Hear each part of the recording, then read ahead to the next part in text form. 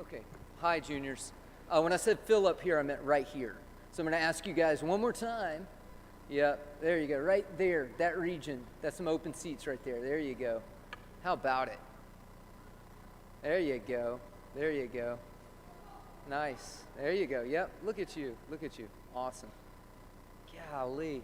And to think next year they'll be giving the speeches. It's going to be awesome. I'm just kidding. They're sweet kids.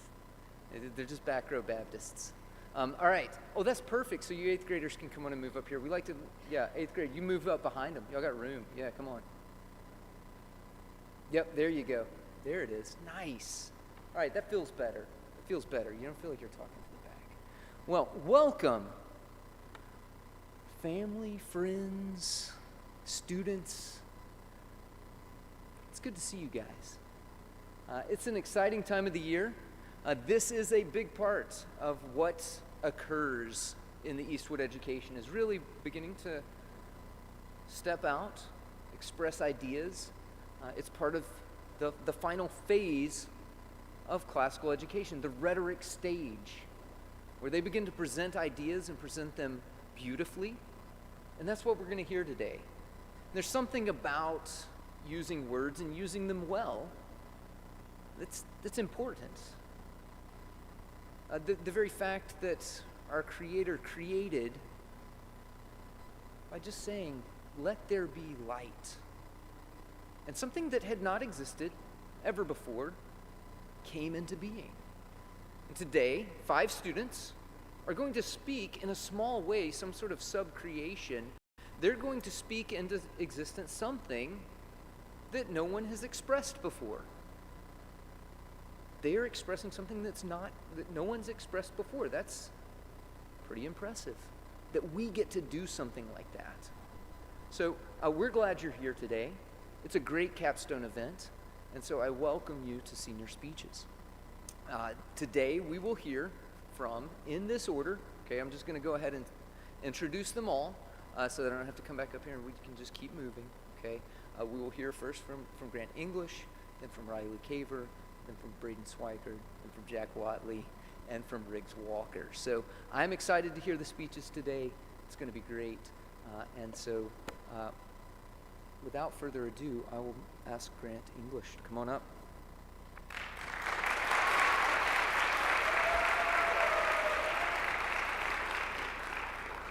Welcome friends, family, faculty, and student body to the class of 2023 senior speeches.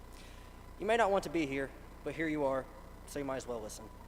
You don't have to know me very well to know my life revolves a lot around the game of basketball. I've been playing for basketball for as long as I can remember. I fell in love with it from day one.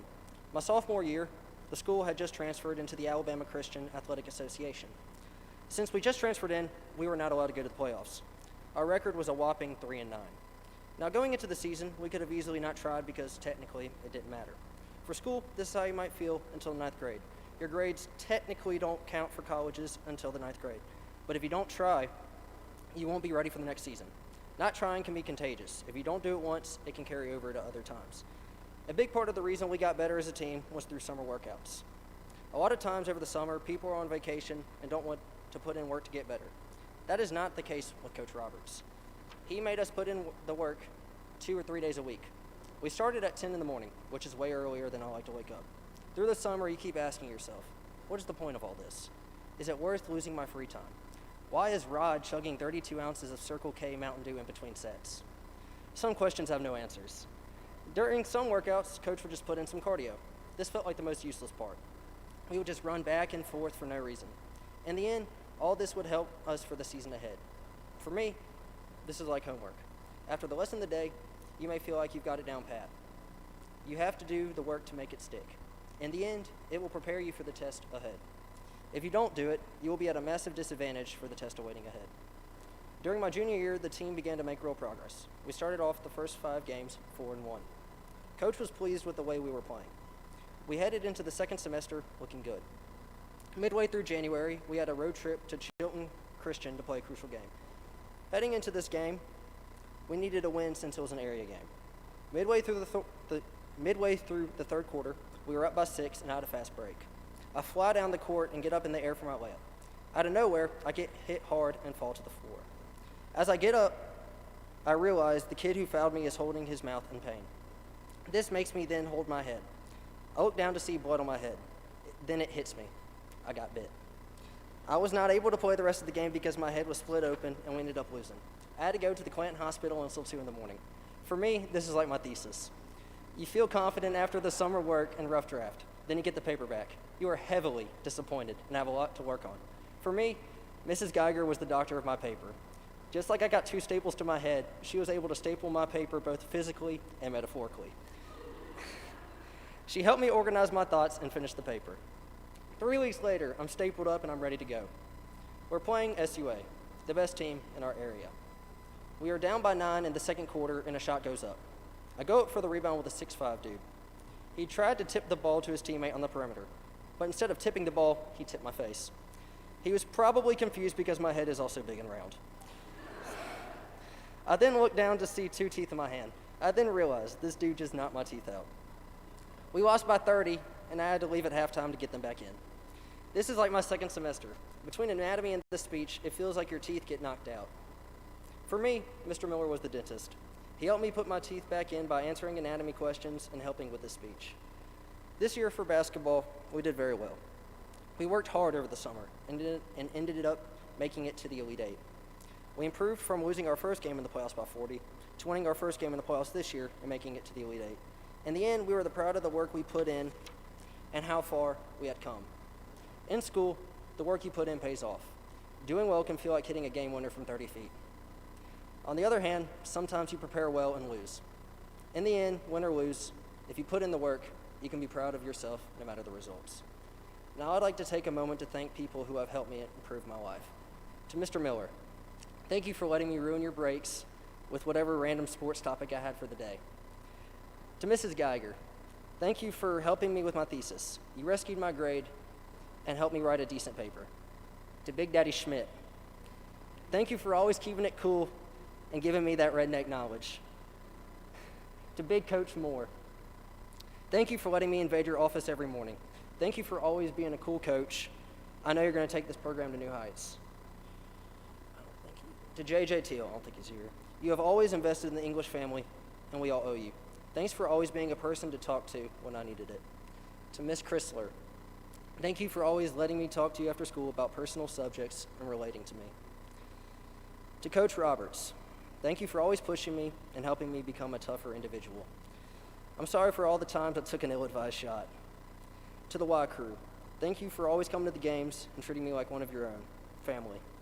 Y'all have meant so much to me over this past year. To Cornhole, thank you for always being a hilarious individual who makes me laugh and a close friend. To Smith, thank you for being my day one. Thank you for always hanging out with me during quarantine and for all the years we have been homies. To Braden, there you are. Thank you for always getting that weight room work in with me. Thanks for always listening to what bothered me that day and being a true friend. To Pearson, we could not be more different than we are, but that is what makes our friendship special. Thank you for always being a close friend in the late night gaming we always did. To Kobe, we are way closer than cousins. Thank you for always being there when I needed a friend and for all the times we have gamed. To the boys, Rod, Jay, Bobo, and Beka, thank you for always making the school day fun and for never failing to make me laugh. Keep me updated on the inside jokes next year. To Granddaddy, Nana, Meemaw, thank you for always caring for me and for showing me what the love of Christ looks like. To Pappy, I didn't get to know you that well before you had dementia. Regardless, thank you for always being a positive force in my life. To all my step family, thank you for accepting me as your own and for loving me. To Luke, thank you for investing in me and insulting me when I needed it. To Mason, thank you for all the times you humbled me when I needed it. Thank you for pushing me in a way no one else can. To Mom, thanks for always caring for me and trying to keep up with me as best you can. You show me what being a hard worker is through your veterinarian stories. To Dad, there are things I don't think we'll ever agree on, but in the end, I couldn't ask for a better father. You raised a house of 3 boys very well. Thanks for teaching me about basketball and working out. You always put our needs above yours when you were the one who had the most on your plate. Thank you for always being my #1 fan when I needed it and always talking with me whenever I was struggling. I know everyone says it, but truly you are the best dad ever. You're the MVP of the family and of my life. It's a unanimous vote. Sometimes you can prepare for a game so much but still lose. For school, you can study for a test and still do poorly. A game will happen whether you prepare or not, just like a test. In the end, all you can do is give your best. Thank you.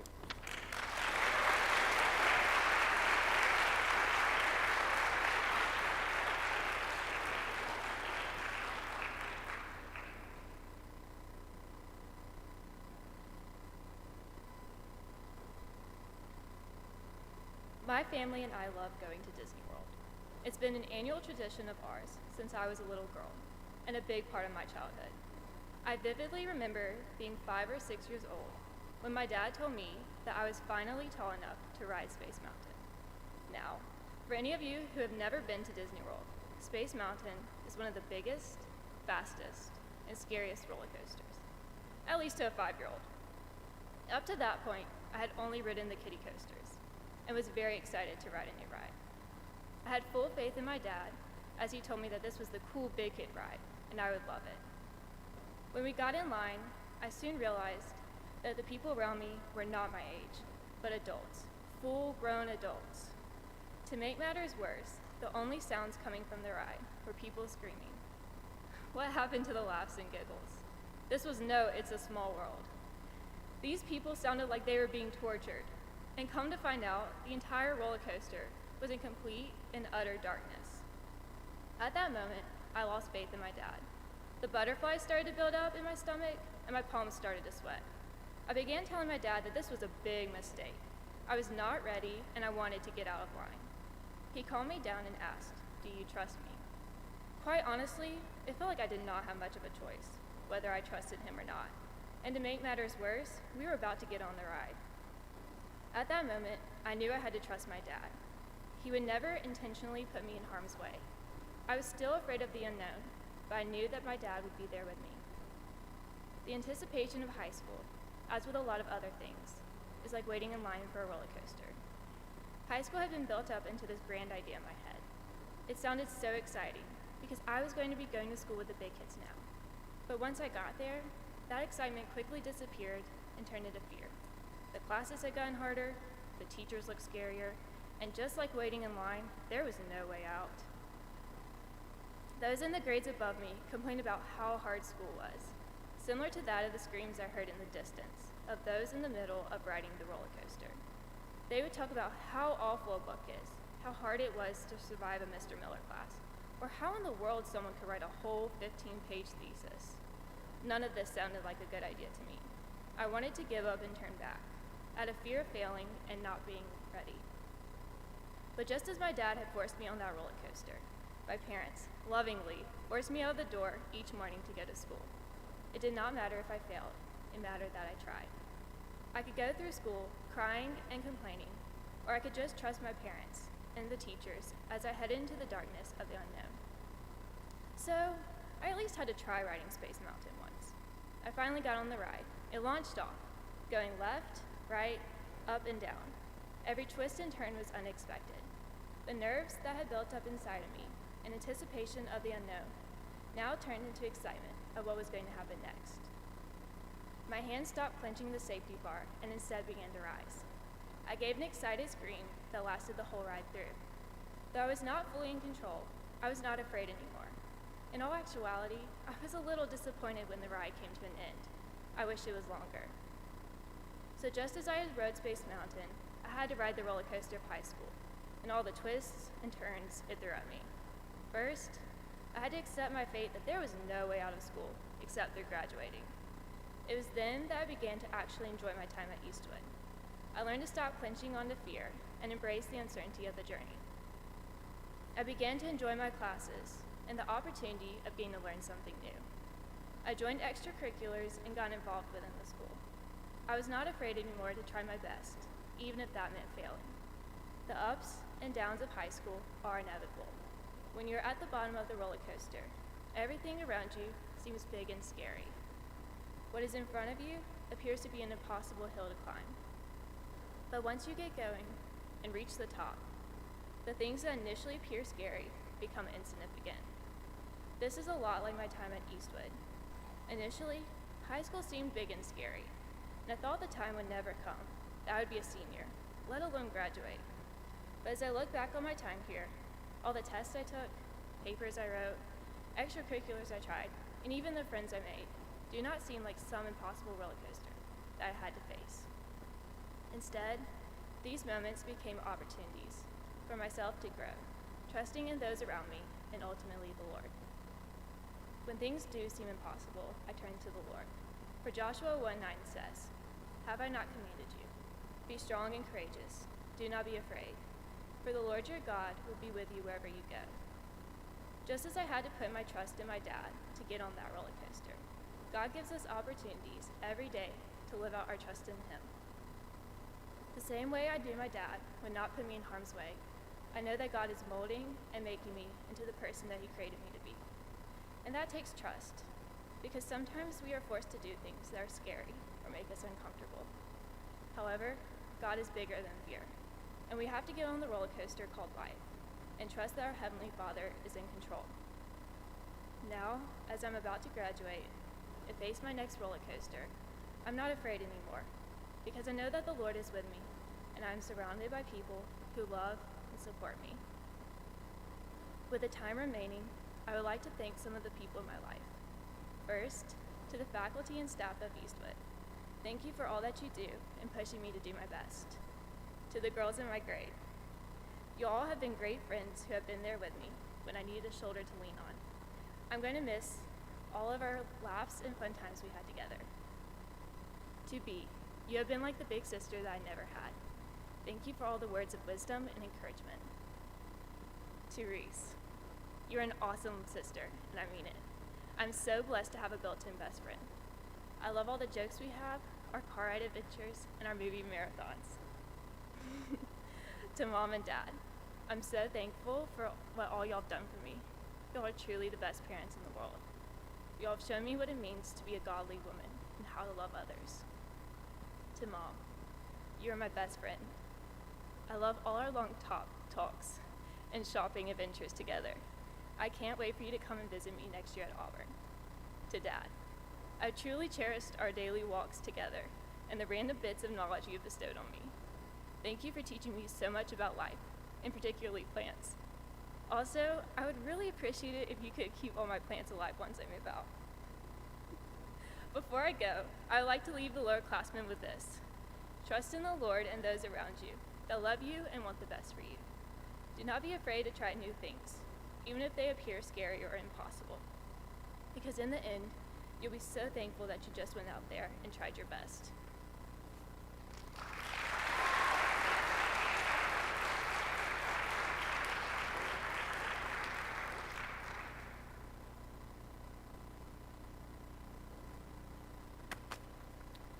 So I was told by my teacher that if I made y'all laugh at a joke, then y'all would like me a little more. So here we go. Why did the duck go to the chiropractor? To get his back quacked. Okay, I'll assume that worked. So I chose this particular joke because I'm a huge duck hunter. I started duck hunting when I was about 13 and I fell in love with it. Duck hunting to me is truly the peak form of hunting and is always super fun. But when you miss them things, it sure is aggravating. Especially teal. Those ducks are so fast and so small, and hitting them is so hard, but they're such beautiful ducks that you want to shoot them real bad. What's even harder is trying to shoot a duck in timber. In the timber, you have trees all around you, so it's harder to see the ducks coming at you. Way harder than in an open field where you can see them from a mile away. In a lot of ways, I feel like my Eastwood experience has been like trying to shoot a teal in timber. When I first came to Eastwood, I was excited to experience what it had to offer and to be challenged more academically. I saw myself doing pretty well at Eastwood, but Eastwood had different plans. For my first chemistry test, I studied like I would normally and managed to bag a fat 46. After that, I realized it might be a bit tougher than I anticipated. It's like the hunting that way. When going duck hunting, you're excited for the hunt, and in your head, you imagine every shot making a kill. But with trees all around you, and with teal flying so fast and being so small, it's a lot harder than you think, and you're going to fail way more than you succeed. But you just can't quit. With those first tests out of the way, I knew what I had to do. I changed my study habits and worked much harder than I ever had before in school. I'd like to tell you that it was all 100s from then on, but there were still some tests that I would prepare for but would just have me stumped. It was aggravating knowing that I had studied for days to do good on the test, And yet, when it was placed in front of me, all the knowledge was just sucked out of my head. It was discouraging and made me worry that the next time I took a test, no matter how hard I had studied, I would get the same result. Before duck season, my family and I will shoot clays to simulate a duck hunt, and yet every season we'll still miss a duck. Even with the preparation, once you actually get out there in the timber, it's a lot different. Same applies for school. When you study the material, you may think that the test is going to be easy, and sometimes it will be, but other times the test is just too hard. Some days there just aren't any ducks, and all the preparation in the world won't guarantee a shot. But even when you don't bag any ducks, the hunt can still be worthwhile. Before I started going to Eastwood, I visited one day, and there I met people that, little did I know, will be some of the best friends that I've ever had. They greeted me with open arms and invited me to sit with them and talk to me nonstop, which I loved. They laughed at my jokes and helped me get used to the Eastwood lifestyle of rigorous studying and difficult test taking. The first day, I was invited to eat out after school, which had never happened at my previous school, so it made me realize then and there that the people at Eastwood were just different. They then invited me to the lake to celebrate the end of my sophomore year with them, and they treated me like one of their own, and I even met my girlfriend there. Who knew? When duck hunting, you realize that you're not alone out there in that timber. You have other hunters with you that are experiencing the same thing that you are, and have made preparations just like you have. When you're out there trying to kill a duck, so are all the hunters around you. And when you do succeed, they're there to congratulate you, and you're there to congratulate them. You don't just make friends during the process, but you become part of a family that will be there for you no matter what. Even more important, when you miss, they're there to comfort and mock you. And you're there to comfort and mock them. Missing a duck or failing a test isn't as bad when you've got family going through it too. In conclusion, my time here at Eastwood has been short-lived, and honestly, it's been too short. I wish I had had the learning and family opportunity that Eastwood has provided me. There have been many people to help me throughout my time here and throughout my life in general, and I'd like to take this time to thank them. I'd like to thank my little brother, Bronner, for always making me laugh, for always playing with me, and being the best little brother I could ask for. Thank you, Mimi, for being so chill, for laughing when I tried to aggravate Mama, to Papa, for teaching me that I can because I think I can, for always being old but strong. Thank you, Gigi, for spoiling the heck out of me, and for always taking me to Academy to get God knows what. Thank you to the squad for being some of the best friends I've ever had, and for always looking out to me. To Grant, for being a gym bro that always wanted to get a workout in, for making constant drives all the way to Tallahassee, and for making sure I was doing okay if I ever seemed down. Thank you, Nettie, for being yourself 100% of the time, and for making my life 100 times more interesting. I will always remember the memories we've made together, and I can't wait for the many more memories to come. Thank you, Eastwood Baseball, for taking me in and giving me the opportunity to play and show y'all what I'm capable of. Y'all never gave up despite how much we were down, and had a fire in y'all that I have yet to see in a high school team. And now I admire that more than any of you can know. I've never been part of a greater team, and I can't wait to see how y'all do for years to come. Thank you, Ashton and Blake, for being an older sibling in your own special way, and for always including me despite my age. Ashton, you always wanted to play games with me growing up. Always knew how to make me laugh, and having you as a babysitter over the summer made it so much fun, and there was never a dull moment. Blake, you made sure to tell me when I was being or doing something dumb, and it saved me from future embarrassment. You're a very intelligent man, and I aspire to have your work ethic. Thank you to Vincent and Daniel for being my friends since the beginning. You two have always been there for me, and are what best friends are supposed to be. You both have made growing up a blast, and y'all hold a special place in my heart. Thank you, Brandon Fomby, for being the best youth minister I could ever have.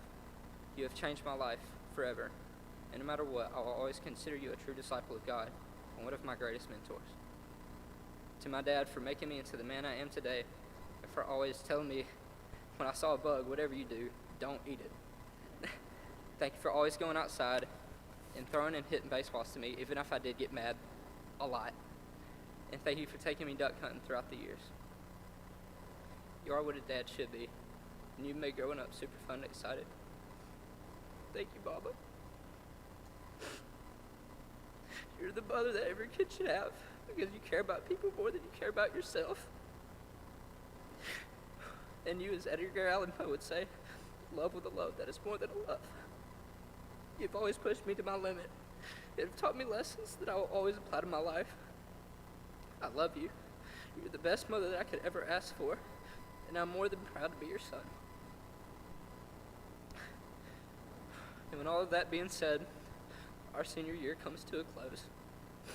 But it sure has been fun. I'll see y'all on the flip side.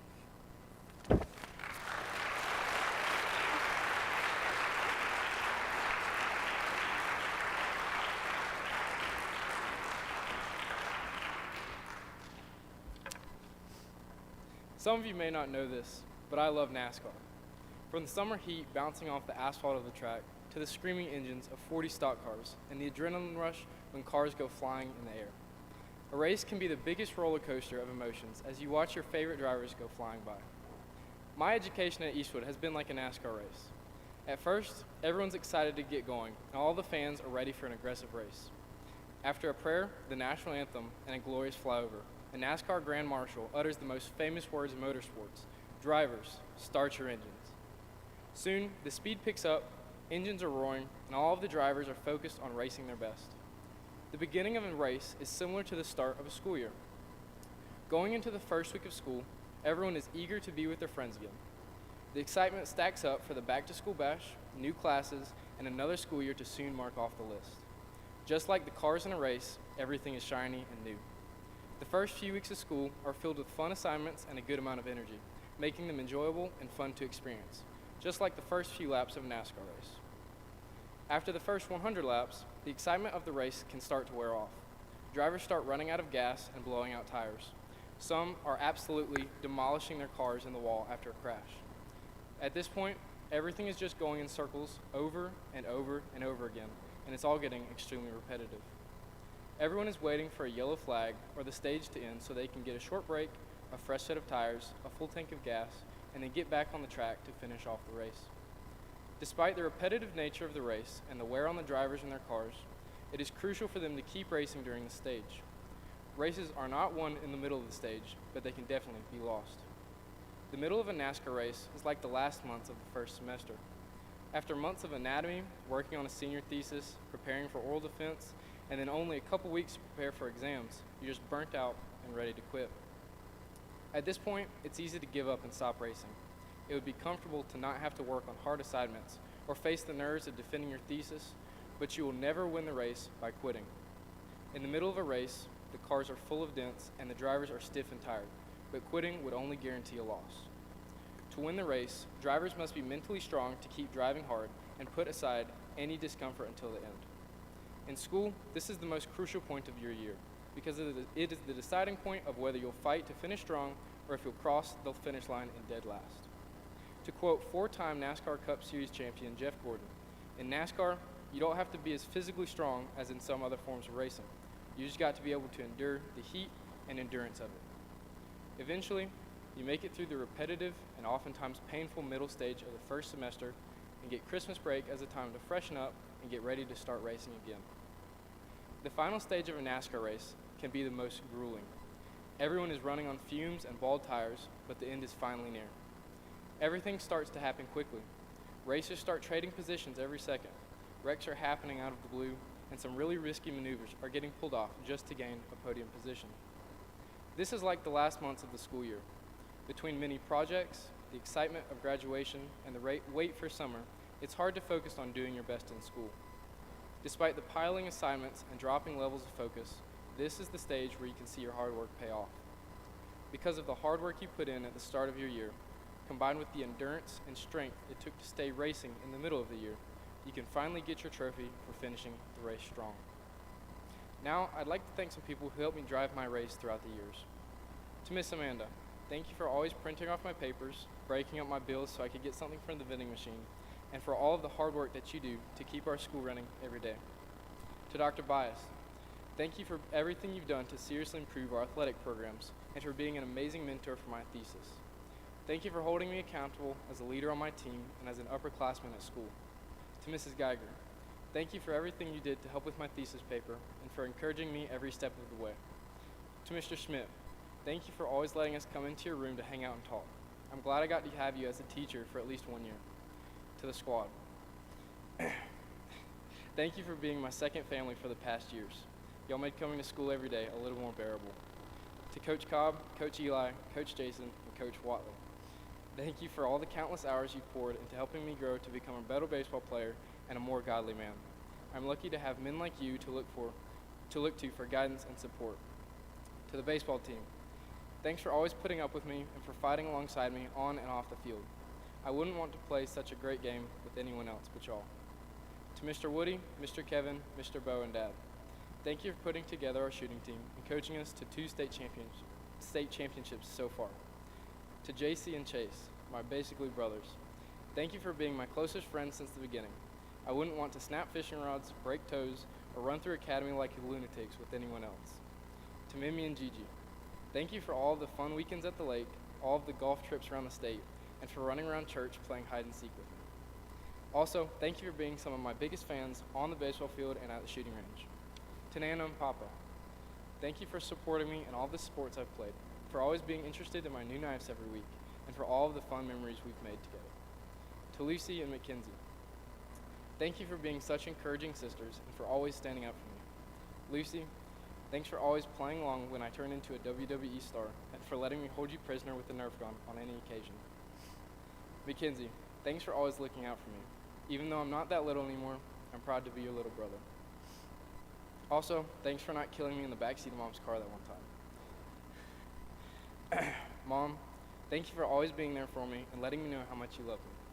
I'll always remember our lunch dates, walks on the beach, and fun times in New York. You've shown me how strong a woman can really be. I am so lucky to have you as my mom. Dad, thank you for all of the support in the many different sports I've played and for helping me get better at them all. Thank you for taking me along hunting and fishing, even though it sparked an obsession then. I've always looked up to you, and I still look to you whenever I need guidance or a second opinion. I'm so thankful that God gave me you as a role model to look up to, an example of the man He wants me to become. Just like a NASCAR race, school won't always be entertaining, and it definitely won't always be easy work. Sometimes it may seem like you're just driving in circles, but in the end, when you stick with it and give your best effort, you'll end up with a podium finish and a checkered flag in your hand. Thank you.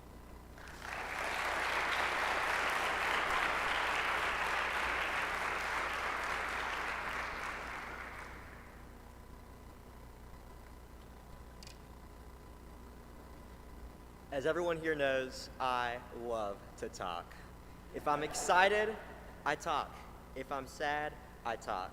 If I'm tired, Mrs. Givens refers to the result as verbal diarrhea. As humanity's unique means of communication, it doesn't just define me, it defines all of us. For us to really see how important speech is, we have to look at what happens in its absence. Now, since this is my speech, I gotta bring up monkeys.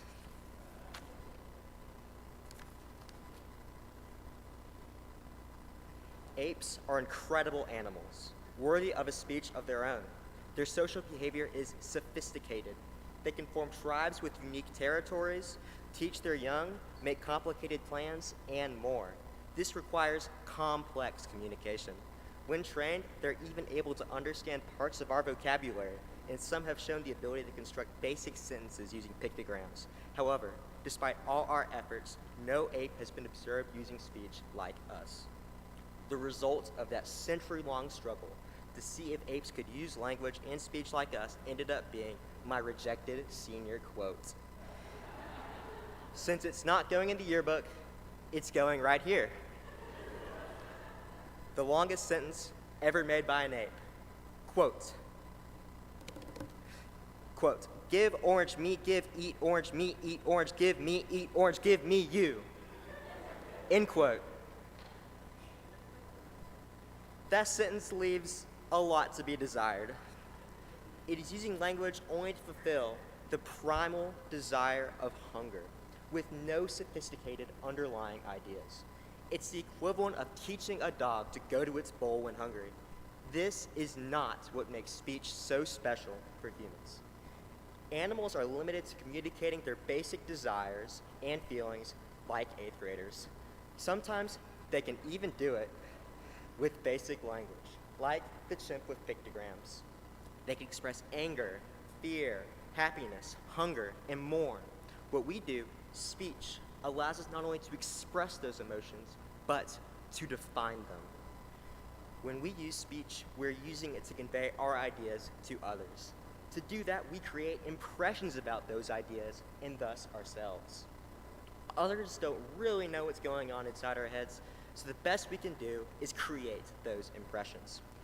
Creating those impressions, turns out, is pretty hard. The speech writing process has borne witness to this reality. Several times while I was writing this speech, my brain would clam up. I knew what I had to say, but I just didn't have the words to say it. Conversations with others have shown me that this problem is far from unique. In fact, that inability happens to be the default.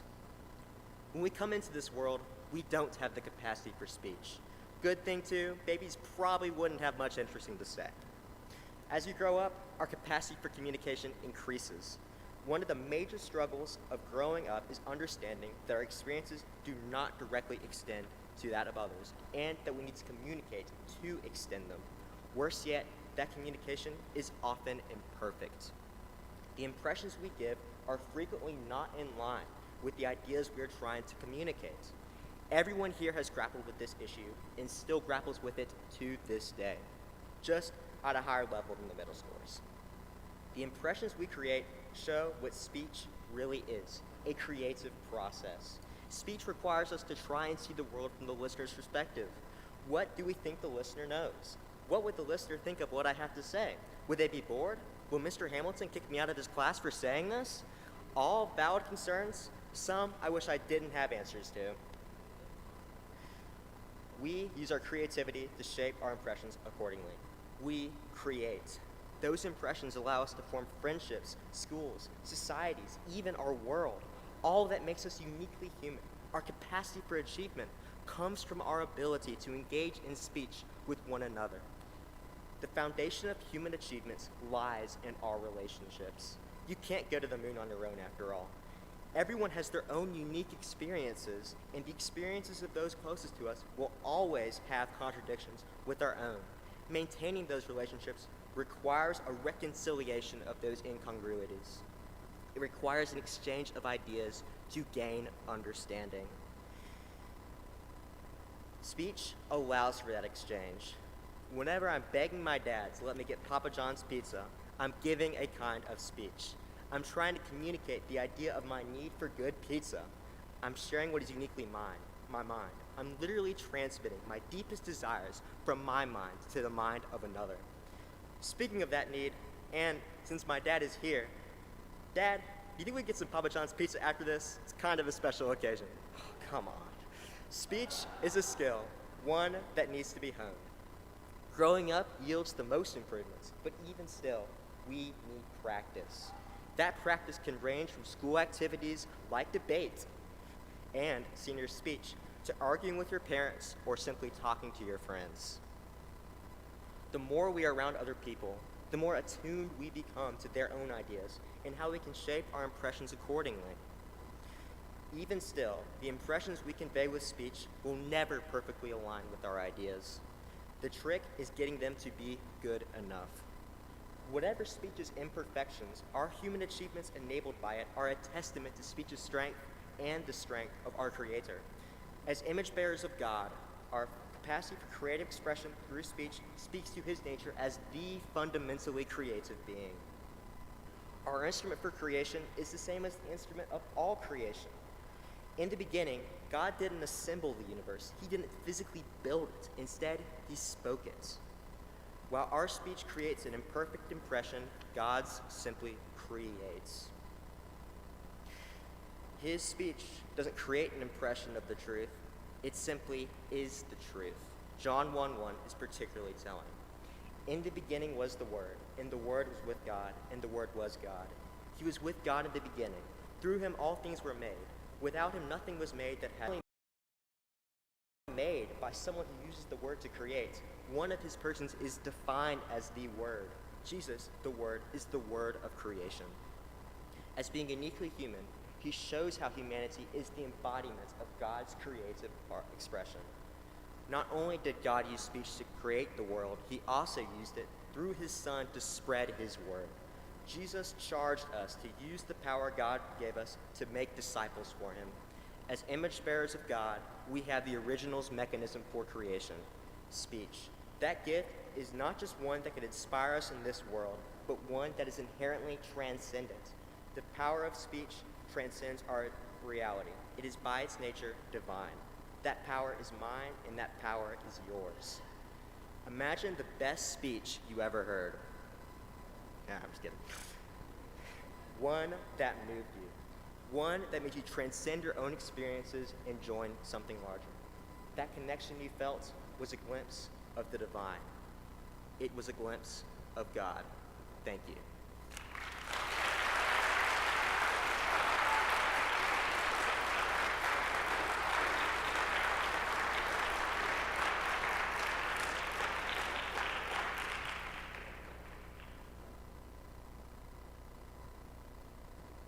I think we often use Barna statistical studies to shape whatever we want to say, but I think there's something Barna study that says one of the greatest fears on earth, even greater than being ate by a shark, is speaking in front of people. And so you guys have conquered a big thing, or at least a third of you have. And then all of you have conquered writing a senior thesis. Some of you have talked about that and defending that in front of a panel of people with expertise in the field. So we're just so thankful for your work, and you've done something that you can always be proud of. We look forward to hearing from the next group tomorrow and Wednesday. But just recognize, according to Barna studies, you're doing something that people would rather swim in the ocean with a shark than stand up in front of a lot of people and give a speech. So you've done a great thing today. So let's pray, and then we'll move on. Father, we do come to you, and we thank you for these words that have been spoken here. And we thank you for the words Friday night that were spoken at our junior-senior celebration. And just so much wisdom being passed on, so much communication, as Riggs has just said. The power of speech, the power of words, the power of silence, the power of speaking life, of human contact. You've made us that way. You've created us. And the spoken word became life, became Christ. And we have the words in front of us, but there's something about speech and saying good things, and that's happened here today. And we just pray that our school will be known as a place where we make much of saying true good and beautiful things, and the love that is shown here, the support that we've heard about, the acceptance, and bearing all together adversity. I pray for wisdom and stature on these graduates as they are pondering finishing up their time here at Eastwood and moving on in life. Guard them, Lord. Send them away and give them strength. Thank you for their parents, their grandparents, their coaches, all that's been mentioned here, those that have poured into their lives. But at the end of the day, thank you, Lord, for speaking to their heart, the power of the Holy Spirit to lead, guide, direct, change, open their minds, the difficult tests that are coming up for them, and help them make decisions, just so many things. And so we're so thankful for that today. Help us as we go now, leave in peace. And thank you for this time of fellowship we've had together with our extended family on this campus. And we ask all of these things in Jesus' name.